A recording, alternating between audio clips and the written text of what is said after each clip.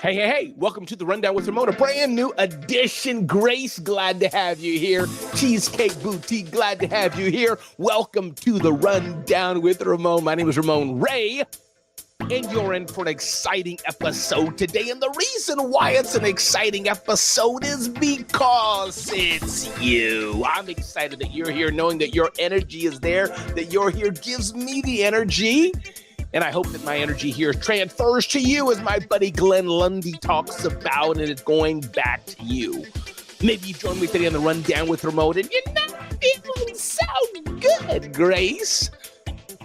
Well, I hope being on the Rundown with Ramon can make you feel just a little bit better. And if you're feeling great today, well, that's wonderful. I'm glad I can join you in feeling great. This is a brand new, fresh edition of the Rundown with Ramon, out of the oven just for you today. And it's going to be a good episode. We got a lot to talk to you about today.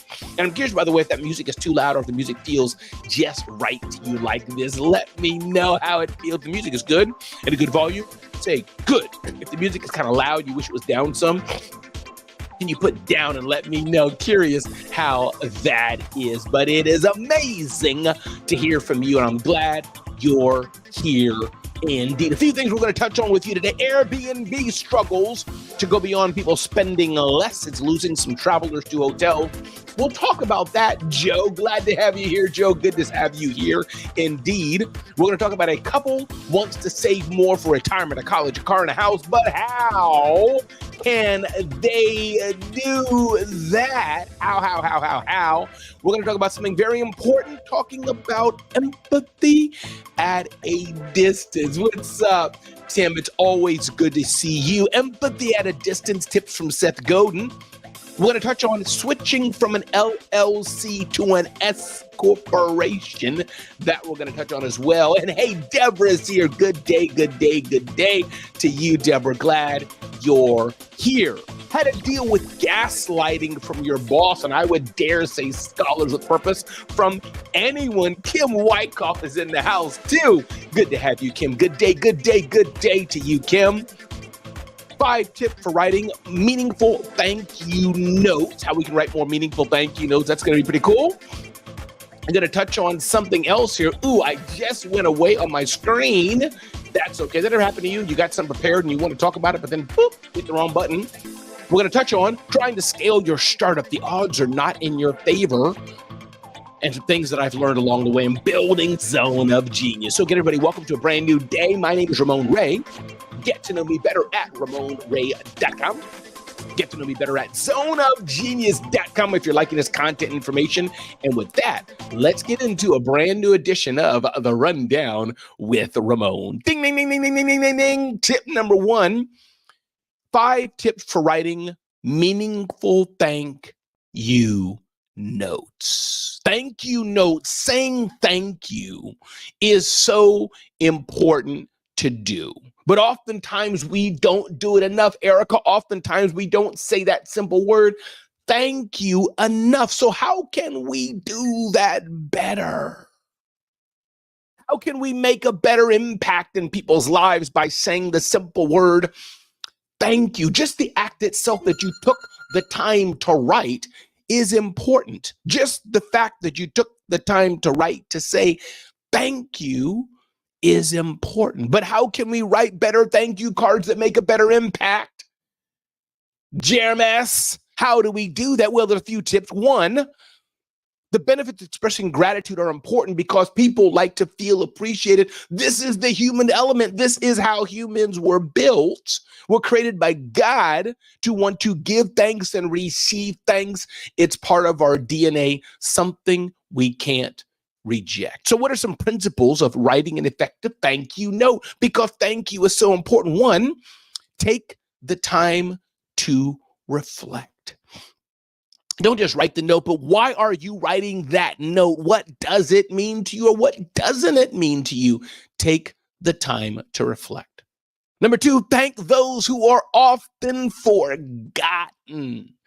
Those who are often forgotten, take the time to say thanks to them. Those in your life, maybe who you pass by all the time, T-Joy, and you're like, you pass them by, they're part of your life, but you didn't stop Take a moment to say thank you, It's so important. Next up, be specific. Why are you thanking this person? Don't just say, thank you for all that you've done. That's very generic. But what about saying, thank you for the time that you gave me a ride to church when I was a little girl, or thank you for the time last week when you stopped by and you gave me a jump in my car. What's up, Alexandria? Good to have you here. Welcome, welcome, welcome. Good day to you. Thank you is so important. Make it matter. When any expression of thanks has impact, it has done more than express gratitude. It educates and clarifies, illuminates, or incites passion. Make the thank you matter.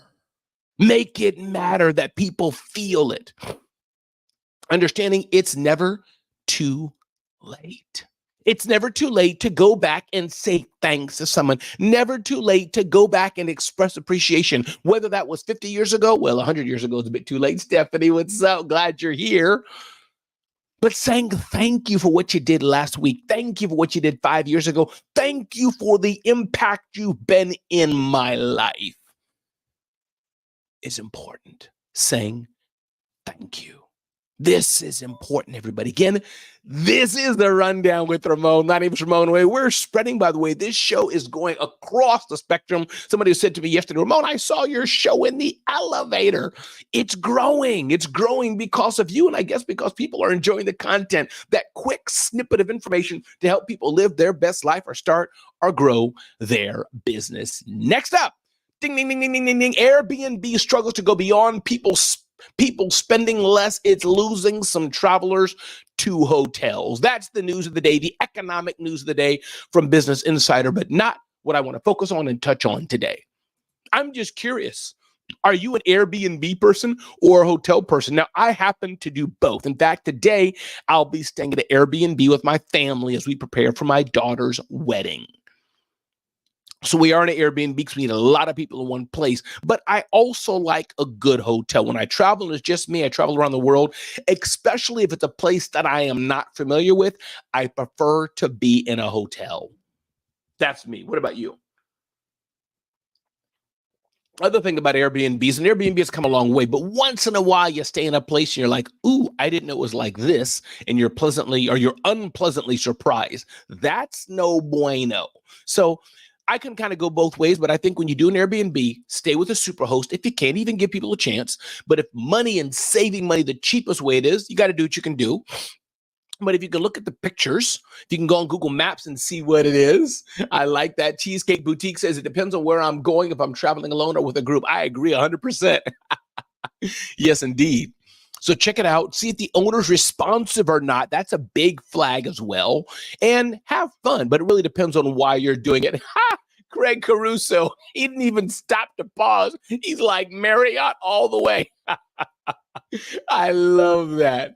Vita Apt is here too. Glad to have you here. So, but listen, I like a good Airbnb, especially like in this season here, we're going to have like many, many people. So big Airbnb as opposed to, especially if you want to have that family environment and be together in a place, being in a hotel spread across 3 or 4 rooms, people may not like that. So that's the key though, Airbnb versus hotel, or you can do both. I like a good Marriott, like a good Hilton, like a good Hyatt place at the airport. But I've been in Airbnb once in a while. One Airbnb I was in, and I just went there, and it wasn't Airbnb's fault. It's a marketplace. I went there, and it was just looking darn sketchy. It was looking sketchy, and literally, I didn't even stay. I went there. I saw it. It looked like out of some bad movie. I turned my car around, found the nearest hotel, and stayed right there. So listen, this is the bottom line. Housing is important. Where we sleep is important. And I like it as somebody said, depends on if I'm going alone, probably want a hotel where I got the door person there, the staff there, and etc. Or if I'm going with a group, we may feel a little safer, better. Let's keep moving on to the Rundown with Ramon. Ding, ding, ding, ding, ding, ding, ding. A couple wants to save more for retirement, college, a car, and a house, but how? This is a big thing, Evelyn. Good day to you, Evelyn, across the platform, whether you're listening this in the AM, in the PM, in the middle of the day, at night or the morning. Good day to you, Evelyn. Glad you're here, and glad you're here, Craig Caruso. So saving up for the future is important, writes the Wall Street Journal. And I love going back to our previous topic. The Vid Act says having to move into one on Monday due to, So, hey, Airbnb be good for temporary housing for sure. And I hope you get better in your housing situation there. Welcome, Lisa. Glad you're here. So moving on. How do you save for college? Now, this is about entrepreneurship we often talk about here, but the reason why we're working, the reason why we're in business is for the future of our families.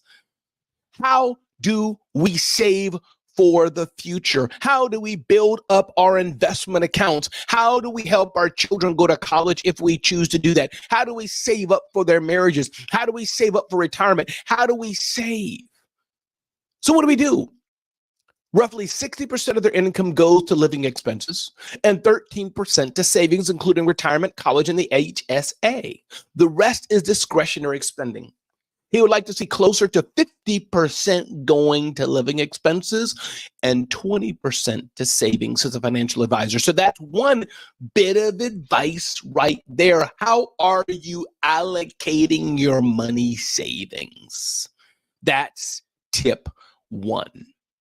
Financial advisor here recommends an emergency fund have 6 months worth of expenses, roughly $60,000 in a higher yield account or money market fund, yielding 4% to 5%. What's your emergency fund look like? And is it also generating interest? The checking account should be used to pay bills. Another financial advisor says get life insurance enough to cover funeral arrangements and future child care needs and any debt in your name. College savings, deciding on what type of school they want, that will save you money or not. A community college can be a great starting place. How much they're willing to pay for each child, it will give them a better idea how much to invest in each 529 account. To buy a new car, the advisor suggests using cash from the investment account, given that car loan rates are high. Last bit of advice here, their brokerage account allocation should fit their plans to buy a larger home. Listen, everybody, my name is Ramon Ray. This is the Rundown with Ramon. This is life. This is life. We have all the things that we want to do, but money restricts us and time restricts us in decisions we made in the past. So how do we earn more? How do we allocate more, save more, and spend less so that we can work harder right here and live a much better life here, not working less here and then living a hard life here? Hey, Deanna, happy day to you. Alexandria says, I'm with Craig. I'm a platinum member. I'd like to do Airbnb when traveling with my husband and daughters for more room, hotel when traveling alone or my husband only. Love it, love it, love it. Yeah, Airbnb or hotel does matter depending on who we are, where we are, how we're traveling, for sure. That topic got a lot of response, it seems. Another topic here, I may need to do 2 to 4 months, and this is why way is seamless and no outrageous deposits. Got it. Wonderful, wonderful, wonderful. Glad you all are joining. Daphne, glad you're here. Deanna, glad you're here. Alexandria, glad you're here on the Rundown with Ramon. All we ask is for a few minutes of your time to give you the top things you need to know to live your best life and start or grow your business. We had a little battle there, Airbnb versus hotels, and it looks like it depends. But the main thing I want you to know, if you want to live life well in the future, make the right decisions today for the future. Make the right decisions today to map out and plan the life you want to live for today, this season. Again, everybody, my name is Ramon Ray. All we do is bring you the best headlines, tips, and insights to help you live your best life or start or grow your business. Ding, ding, ding, ding, ding, ding, ding, ding, ding. Empathy at a distance, says Seth Godin. Love Seth Godin's tip. The Rosh Alive, glad you're here. He says, empathy at a distance is almost as difficult as empathy up close, says Seth Godin. That person that's not like you from way over there, the one that's on the other team, it's hard to imagine what they're dealing with. They don't believe what you believe. They haven't experienced what you've experienced. And the person right next to you, the one you're sure you know so well, they're also dealing with a story and a situation that you can only guess at.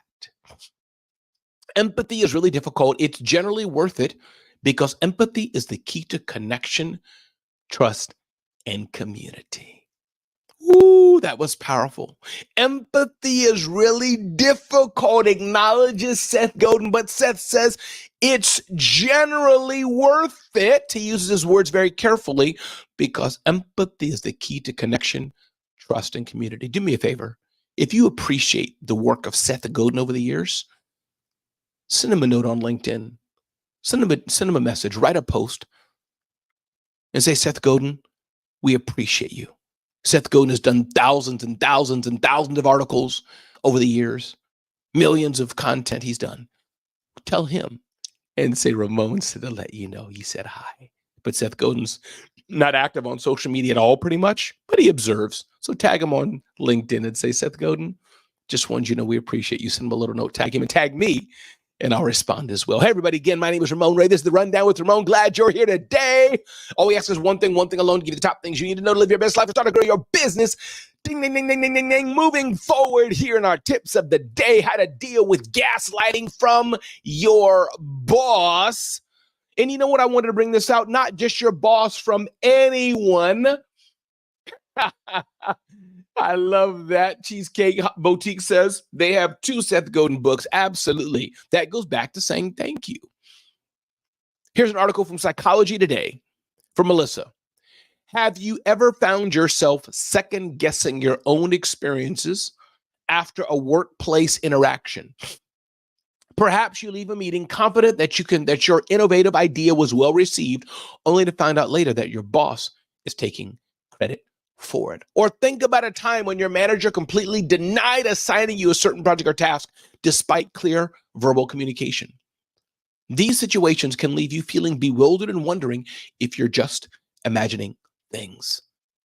And that could be in the workplace, that can be in the home, but one thing to do is take notes. I'll get back to that in a minute. Psychology Today, though, says workplace gaslighting occurs when a colleague or supervisor deliberately sows seeds of doubt in an employee's mind about their perceptions of reality or sanity to gain power or control over them.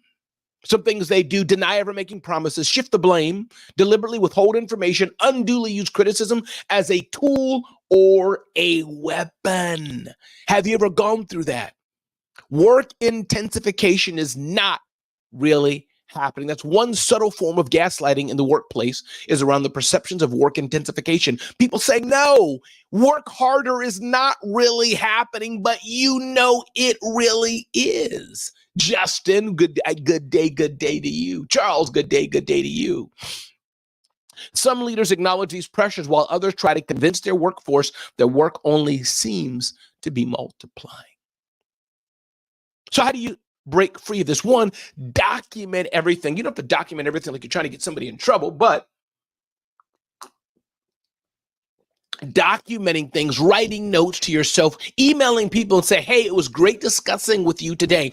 As discussed, here's my takeaways from the meeting. Thanks so much. In an uplifting way, not an accusatory way, no, but in a good way. Trust your gut. Don't let their manipulations override your instincts.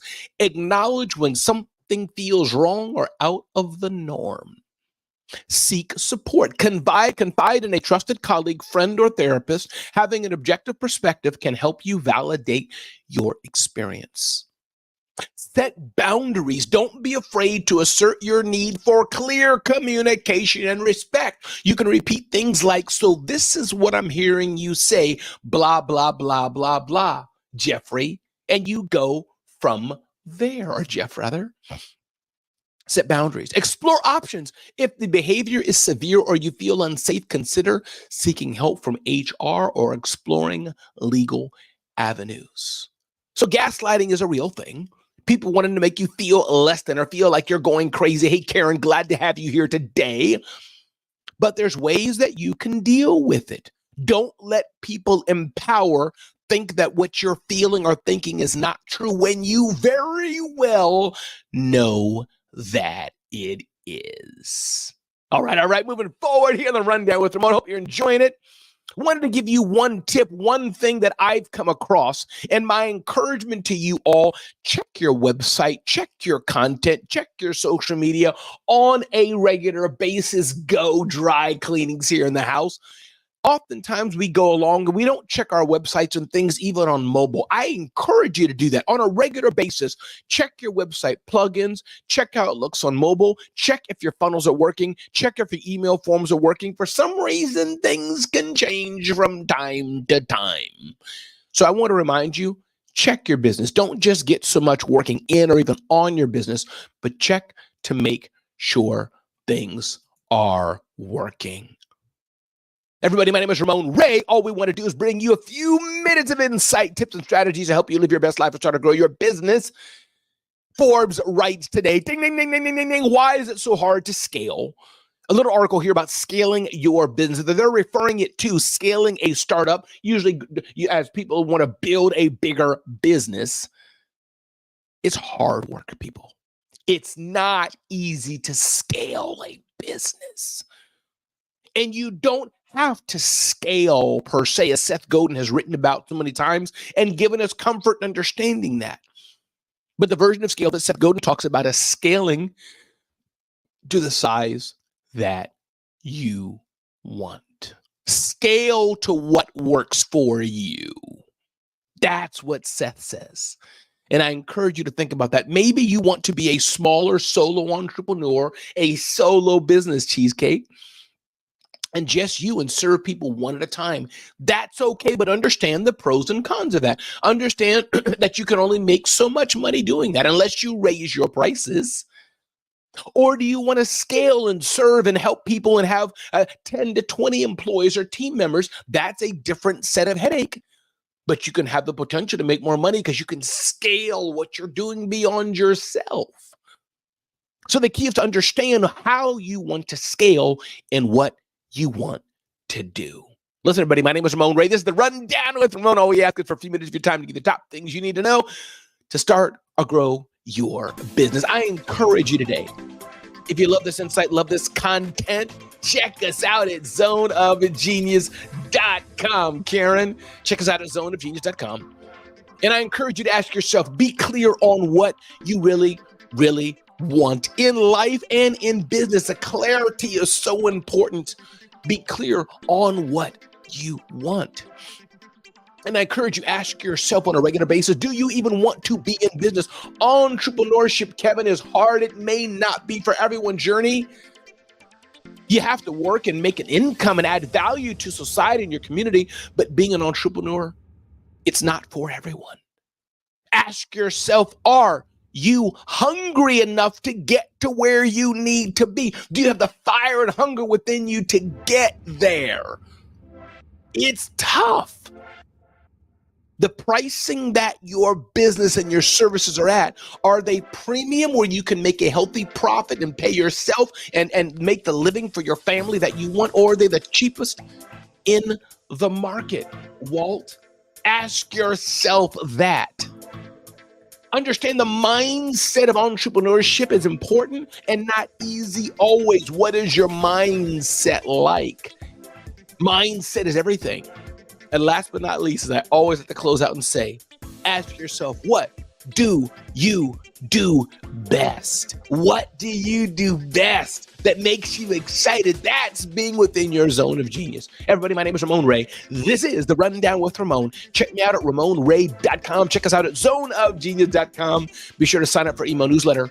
And my encouragement to you today is go make the world a better place. Go let people know that you're there for them. Go express thanks to somebody. You haven't done that. Enjoy cheesecake. That's my encouragement to you today. Be well, be blessed. And until next time, see you on the next Rundown with Ramon.